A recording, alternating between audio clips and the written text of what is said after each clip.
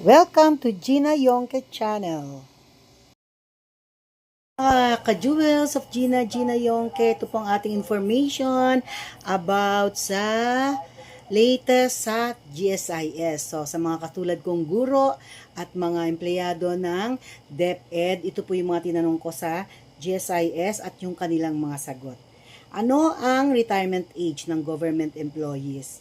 Sa kasalukuyan, ang retirement age as 60, pero compulsory na talaga ang 65.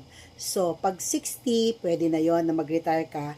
Pero 65, kahit gusto mo pang mag-work, gusto mo pang magtrabaho, hindi na po talaga pwede. Kaya, 60, pwede na mag-retire, pero 65, compulsory kahit gusto mo pa rin. Bakit may concern? Ito ay may concern dahil ang Kongreso at ang Senado nagkaroon sila ng proposal na pababain ang retirement age magmula 60 gagawing 56 years old.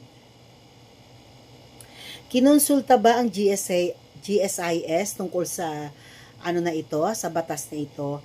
Opo, ang Committee ng Government Corporation at Public Enterprises ay kinausap ng GSIS tungkol dito sa mga panukalang batas na ito. Ano naman ang sabi ni GSIS tungkol sa pagpapababa ng edad? Sabi niya, maganda naman yon, kaya lang kailangan nating pag-aralan ang pondo, kung meron bang sapat na maibigay lahat sa mga re-retire.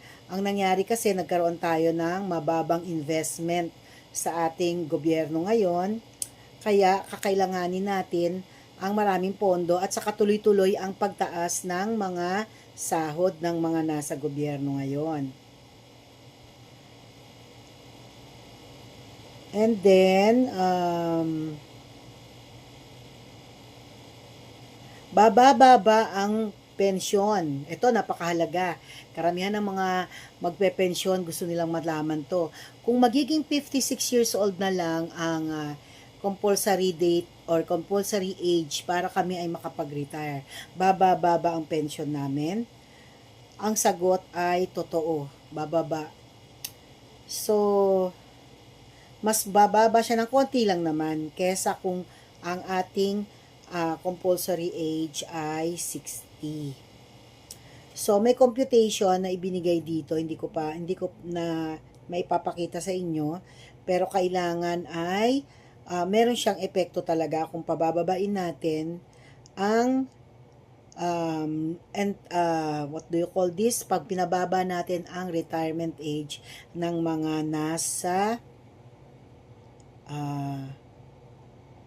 nasa gobyerno. So, itong trend na ito ay meron ba itong kinalaman sa life expectancy ng mga Filipino? Yes. Sa ngayon, ayon dito sa pagsusuri na ito o research na ito, tumaas ang life expectancy. Yung buhay ng tao ngayon ay tumaas magmula sa 72.7, parang 73 years old noong 2024, 2045 to 2050. Dati kasi ang life expectancy o yung buhay na kakayanin ng isang Filipino noon nung mga huling research ay 68 years old lang. Pero ngayon, parang humahaba ang buhay ng mga Filipino. Nagiging 73 years old na ang average lifespan ng isang Filipino. Ngayon, pwede pa raw siyang tumaas sa taong 2030. So, by 2030, tataas pa ng 3% ang lahat ng mga Filipino na hahaba ang buhay. Kaya sa ibang bansa, imbis na ibinababa nila ng 56 yung kanilang compulsory age, ay itinataas nila. Katulad sa Australia, dati ay 65, ginawa nilang 67. So, tayo naman dito sa Pilipinas ay nagkakaroon tayo ng panukala na ibaba ng 56. Sa Malaysia, ang retirement age nila ay magmula sa 55 years old. Noong 2012, ginawa naman nilang 60. So, karamihan pala ng mga ibang bansa ay tumataas ang edad, tayo naman ang plano natin, ang polisiya, kung mapipirmahan na ng Pangulo at maaprubahan na sa Senado, ay bababa tayo ng 56. Ang Vietnam ay tataas din ang kanilang retirement age. Yung kanilang para sa lalaki, ang 60 na retirement age ay magiging 62. At yung babae na dati ay 55 years old, ang retirement ay gagawin na nilang 60.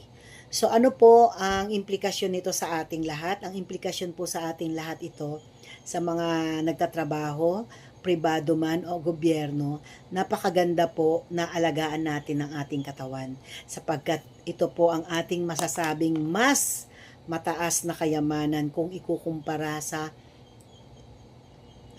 datong or pera. Bakit po? Kung tayo po ay malusog, mas mai-enjoy natin yung pension natin. Kung kayo ay nasa private, sa SSS, kung kayo ay nasa gobyerno, sa GSIS. At ngayon, nakikita naman natin ang daming binibigay na ayuda sa mga walang hanap buhay, sa mga 4Ps, tupad.